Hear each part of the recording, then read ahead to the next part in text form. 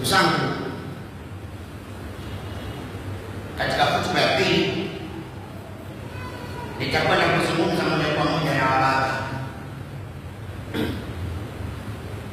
Wababa, acheni khiana, acheni kukomoana na wake zenu kwamba mke amefanya hivi na mimi nafanya hivi, nalipiza. Sio mwanaume. Acheni khiana. Kuna wanaume leo, kama nilivyotangulia kusema, wao kwenye familia zao ni masikini, hawana kitu.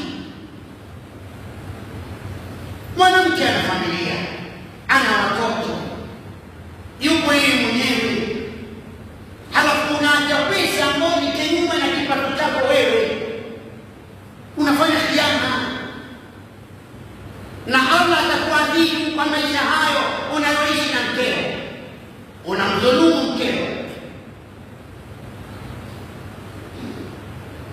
Simamia majukumu yako katika familia.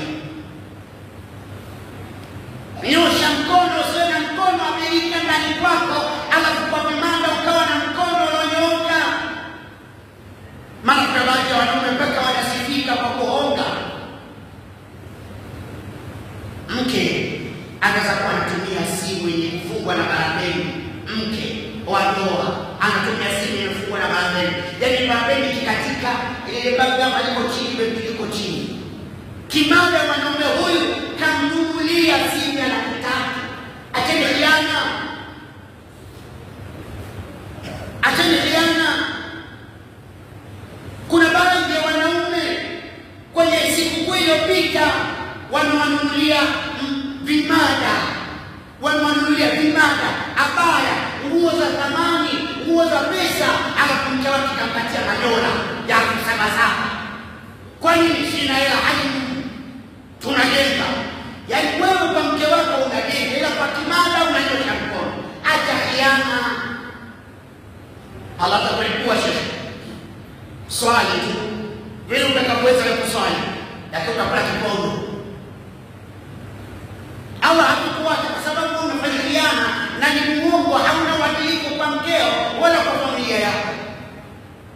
Watoto unawalisha vyakula vya ajabu, mboga za ajabu. Kwa unaambia sina hela, na unaweza kuona unatoa maneno mazuri, mke wako niumilie, sina hela, lakini kumbe pesa unapeleka kwa kimada. Lakini pia unasema sina hela, mbona? Alafu baada ya muda mkewa anasiku unaongeza mke wa pili. Wewe mkewa alikuwa anakula chakula cha hovyo, watoto wana nguo za kuvaa, watoto madrasa hawaendi kwa sababu ya ada, watoto shuleni hawaendi kwa sababu hawana viatu kama hawana daftari, na wewe umesema una hela, alafu baadaye inasikika umeoa mke wa pili. Acha khiana wewe mwanaume. Acha khiana. Allah atakuadhibu. Allah hatakuacha salama kwa dhulma unayofanya. Allah atakuadhibu tu. Na kuna baadhi ya wanaume hawajui kucheka na wake zao. Yaani mwanaume amevurugwa huko kazini,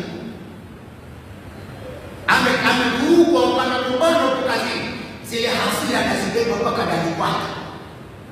Anafika anatoa salamu, amenuna. Shehe, huyu hajakasirisha, umekasirishwa huko nje. Ya huko nje acha huko. Wewe unatoa salamu umenuna. Yaani salamu yenyewe haitoki vizuri. Hata kuuliza habari za hapa, mke wangu kweli na majukumu, unaendeleaje, watoto wanaendeleaje, kuna jambo gani? Wewe unanuna, unafika unajibwaga kwenye kochi. Kaja kwa mtoto wangu, leta kitu fulani. Via tumpeleka fulani. Wewe fanya kitu fulani. Wewe mwanaume, wewe ni khiana. Hai. Mwanamke mwandani wake ni mume. Na wakati mwingine kuna baadhi ya wanawake wamejizuia kukaa na mashoga zao kwa nje. Anatarajia mume akija ndio nitapata mzungumzaji Anis, nitapata kuzungumza naye. Alafu jana umelekea na kuja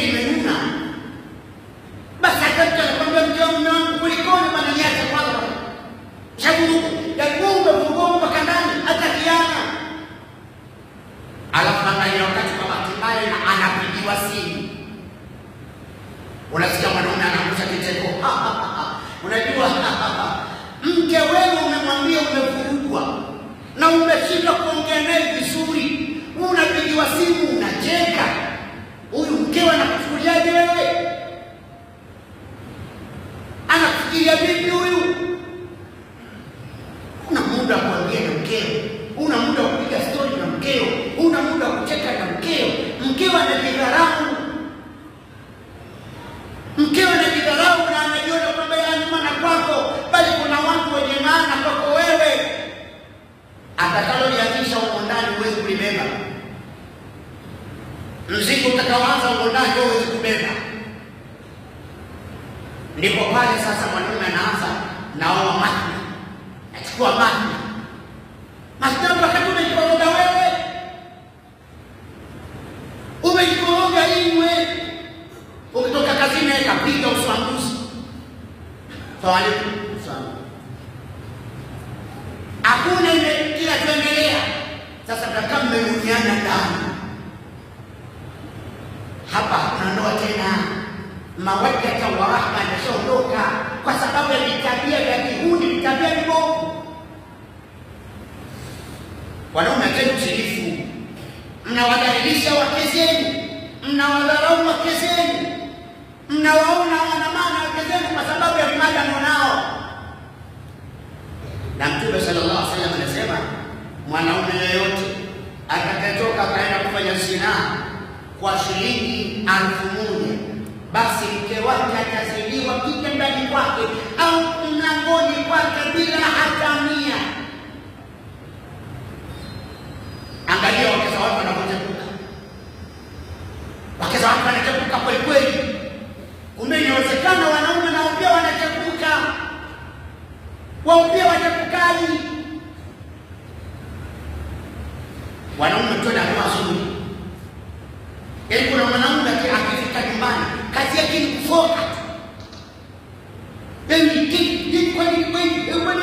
Tulia kwanza. Huyu mwenzio amesimamia majukumu makubwa ya familia yako, na sasa anajiandaa kupokea wewe, asije kukutana na kile ambacho hakukitarajia, akutane na maneno mazuri, akutane na kulewazwa, ili na yeye awe tayari kukulewaza. ومن آياته أن خلق لكم أنفسكم أزواجا لتسكنوا إليها السكينة متى توجد بين متزوجين. ولو تريد unapatikana bila gani? Wewe umeingia umenuka, atakuwa majibani. Salamu utaki kuitika vizuri, utaki kutoa kujua hali za pale nyumbani zinaendeleaje. Maana kuna baadhi ya wanaume wao wanaona ukali ndio kuimarisha ndoa. Ubabe ndio kuimarisha ndoa, udiketa ndio kuimarisha ndoa. Sio kweli. Lazima kuna wakati mwanaume shuka chini, kuwa na maneno mazuri, kuwa na tabasamu mbele ya mkeo. Yaani tabasamu, kuna baadhi ya wanaume tabasamu lao linaonekana kipindi cha uchumba tu. Baada ya ndoa mwanaume ni usoanguzi mpaka mwanamke anakata tamaa. Hivi mwanaume ananichukuliaje huyu? Jamaa usoanguzi muda wote. Yaani hata kama labda kuna kwa wale ambao wanasoma dini wanasomeshana hivi, alhamdulillah mwanaume acheki wala akapasa kanuni na mwanzo mwisho. Ndugu zangu, ndoa zinaharibika kwa mambo kama vile haya. Mwanaume simama kwenye nafasi yako na mwanamke simama kwenye nafasi yako katika yale ambayo tuliyazungumza, ili kuondoa maumivu katika mifugo ya wanawake na wanaume. Mkirudi nyumbani, kaeni chini, kila mmoja afunguke kwa mwenzake, na kila mmoja asamehe aliyokosewa na mwenzake, kwa maslahi ya maisha yao, kwa maslahi ya watoto wao. Watoto wana ndoto, kuna mahala wanataka kufikia.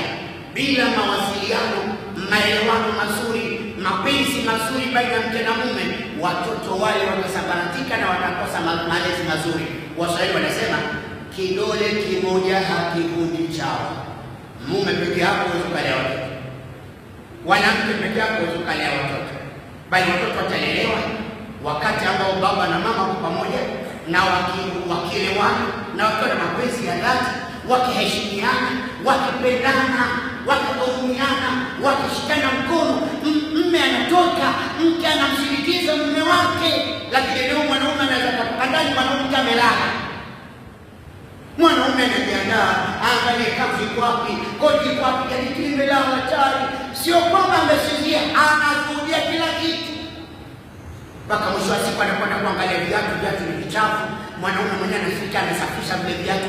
Labda siku wanawake wanaona kuandaa waume zao wakati wa kutoka, labda ni utumwa, au labda kuandalia maji waume zao wanapofika nyumbani, labda ni utumwa.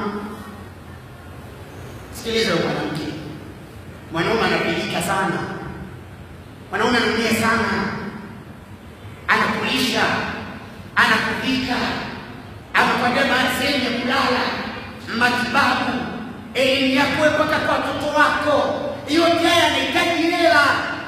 Unajua pesa anayoipata huyo mtu? Unaona Mungu mwandalia maji mbeo, unaona shida kumwandaa wakati kutoka. Kweli ndoa za Kiislamu, mabinti wa Kiislamu, najua wanaume mmezidi mnaoa kupitia Facebook, ateni mpaka kipogo. وصلى محمد وعلى ال محمد كما صليت على ابراهيم وعلى ابراهيم وبارك على محمد وعلى ال محمد كما باركت على ابراهيم وعلى ابراهيم في العالمين انك حميد مجيد. اللهم اغفر للمؤمنين والمؤمنات والمسلمين والمسلمات الاحياء والاموات. ربنا تقبل منا انك انت السميع العليم وتب علينا يا مولانا انك انت التواب الرحيم. واغفر لنا ذنوبنا كفر عنا سبحانك وكفر عنا سيئاتنا وتوفنا مع الابرار. سبحانك